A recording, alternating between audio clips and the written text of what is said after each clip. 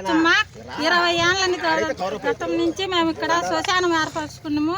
ఆ శ్మశానంలో ఇప్పుడు వేరే వాళ్ళు వచ్చి దారి చేస్తున్నారు. మాకైతే శ్మశానం ఎక్కడా లేదు. మాకు శ్మశానం మాకు చూపించి మీరు ఏమన్నా చేయండి. మాకు శ్మశానం కావాలా. ఇప్పుడు మా అత్తను చచ్చింటే ఈయన వేసిన 20 ఏళ్ళు అయింది. మరి మా మొగుడు చచ్చిపోయింటే 3 ఏళ్ళు అయింది, 3 నెలలు అయింది. ఈయన వేసినాం. ఆ పచ్చి సమాధి ఎత్తేసి మట్టిలో వేసి ఈడ కంకర రేకిరేయ, కంకర తోలి రేకిరేయ, గుంత తోవి రేకిరేయ, ఇసుక తోలి పెట్టిండ్రు. నేను చచ్చిపోతే నా మొగుని కాడ బేక ఏమన్నా బెచ్చరా.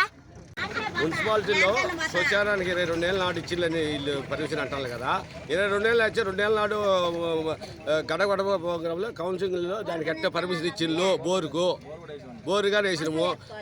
దాని స్టార్టర్ కానీ సచివాలయంలో ఉంది, వాళ్ళ పరిధిలోనే ఉంది. మాకు లేదు. కరెంటు పెట్టాము, కరెంటు ఆ రోజుల్లో వేయలేదు. నిన్నగా మనం మా నాన్న చచ్చిపోతే సామాజికాన్ని చూపించిన మీకు. ఇప్పుడు 35 ఏళ్ళ నుంచి చేస్తాము. ఆ పొద్దు నుంచి లేదు ఇప్పుడు ఎట్ట వచ్చింది వాటర్ ప్లాంట్.